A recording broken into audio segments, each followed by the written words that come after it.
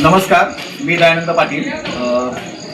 आज दिनांक 5 ऑगस्ट रोजी आपण तहसीलदार साहेबांना एक निवेदन दिलं आहे। निवेदनाचा विषय असा आहे की जो आपण पीक विम्याचा जो विषय आहे, आपले 3 मंडळ जे वगळले गेलेत लोहारा तालुक्यामधले 31 गावं, माकणी, धानोरी आणि जेवळी जे मंडळ वगळले गेले, त्याचा तो विषय आहे। साधारणतः आता गेली एक वेगवेगळ्या टप्प्यामध्ये हा विषय आपण लावून धरला आहे। सुरुवातीला आम्ही कृषी अधिकारी साहेबांकडे जाऊन एक निवेदन दिलं होतं की माहिती द्यावी, प्लस विम्यामध्ये ह्या सर्व गावांना समावेश करावे। त्याच्यानंतर एक पत्रकार परिषदही घेतली होती लोकशाहीच्या मार्गाने दबाव म्हणून, की सरकार जागा व्हावं, प्रशासन जागा व्हावं आणि सर्व गावांना विम्याचा लाभ मिळावा, विम्यामध्ये समावेश करावा।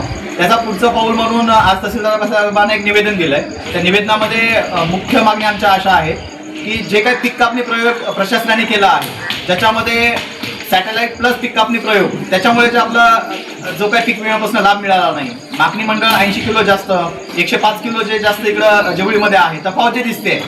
ठीक आहे, त्यांनी चूक केले, बरोबर केले, तो भाग वेगळा आहे। आज प्रमुख मागण्या हेच केलेत की त्यांनी नेमका पीक कापणी प्रयोग कुठे केला, कोणत्या मंडळामध्ये कोणत्या गावात केला, कोणत्या प्लॉटला केला, काय टोकट नंबर होता, याची माहिती त्यांनी सार्वजनिक करावी।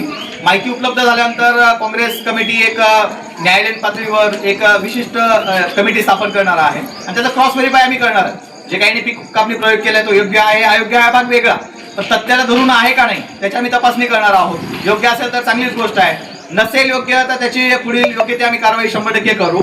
आणि तहसीलदार साहेबांनी आता सांगितलंय आम्हाला की तो जो काही डेटा आम्हाला पाहिजे पीक कापणी प्रयोगाचा, तो लवकर ते उपलब्ध करून देतील असं त्यांनी तो रिमार्क केलाय। संबंधित विभागाला त्यांनी आदेशही केलाय।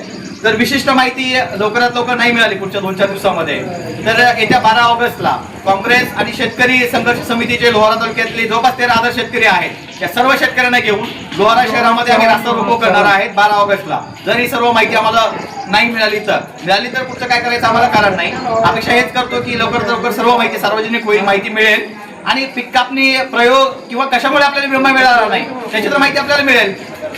एवढंच, धन्यवाद।